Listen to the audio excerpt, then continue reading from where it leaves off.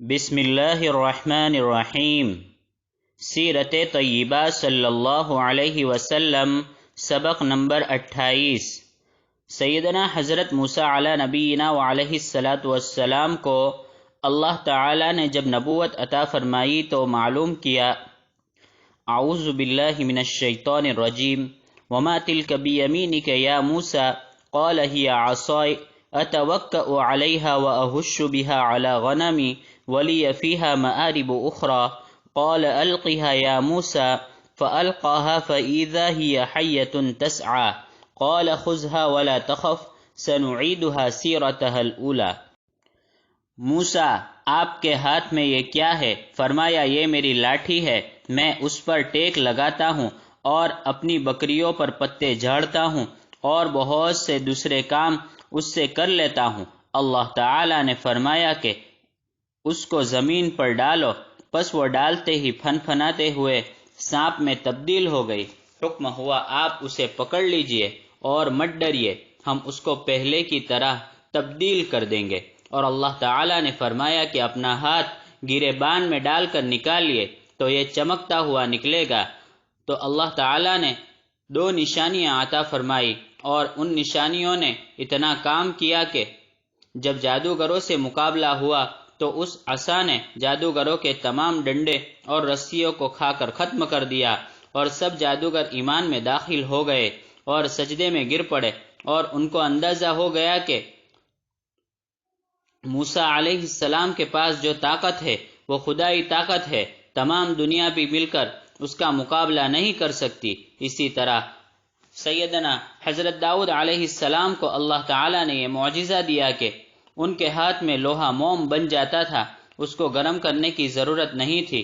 سیدنا حضرت سلیمان علیہ السلام کو اللہ تعالی نے ایسی حکومت عطا فرمائی تھی کہ نہ ان سے پہلے کسی کو ملی نہ ان کے بعد کسی کو ملی۔ انسان، حیوان، جنات، چرند، پرند اور ہوا، تمام چیزوں پر ان کی حکومت چلتی تھی، ایسی عجیب و غریب حکومت کے جس کا انسان تصور ہی نہیں کر سکتا۔ اسی طرح سیدنا حضرت عیسیٰ علی نبینا وعلیہ السلام کو ایک تو بغیر باپ کے پیدا کیا، جو بجائے خود ایک معجزہ ہے، پھر آپ نے بچپن میں عقل مندوں والی اتنی اچھی گفتگو فرمائی، یہ بھی ایک نشانی ہے۔ جب بڑے ہوئے تو کسی مادرزاد اندھے پر ہاتھ پھیر دیا، وہ دیکھنے والا بن گیا۔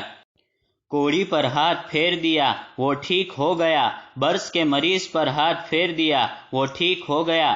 کسی مردے سے کہہ دیا قم بإذن اللہ، وہ مردہ کھڑا ہو گیا۔ مٹی کا پرندہ بنا کر پھونک دیا، وہ اڑتا ہوا چلا گیا۔ تمام دنیا اس کی مثال پیش کرنے سے عاجز ہے۔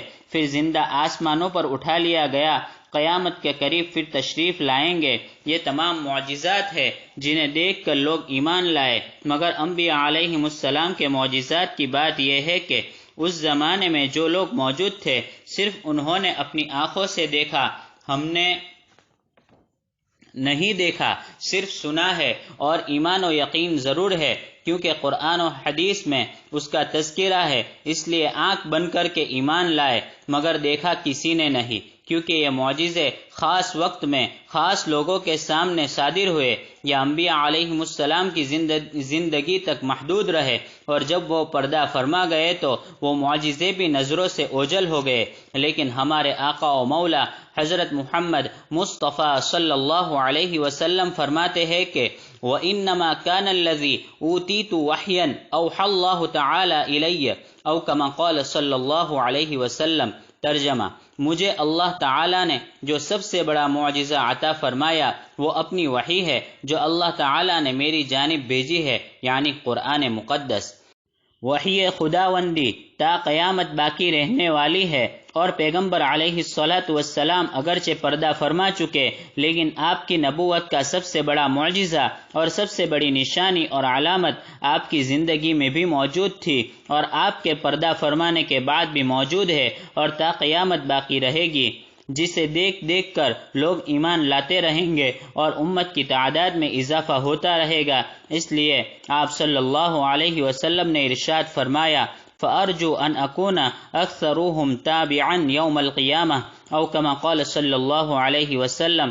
مجھے امید ہے کہ قیامت کے دن سب سے زیادہ امتیوں کی تعداد میری امت کی ہوگی۔ چنانچہ ایک روایت میں پیغمبر علیہ السلام نے فرمایا کہ میرے سامنے امتیں پیش کی گئی، گویا کہ پریڈ ہوئی، تو میں نے دیکھا کہ ایک پیغمبر تشریف لائے اور ان کے ساتھ ایک چھوٹی سی جماعت ہے، دوسرے پیغمبر تشریف لائے، ان کے ساتھ 2-3 آدمی ہے، پوری زندگی میں اتنے لوگ مسلمان ہوئے۔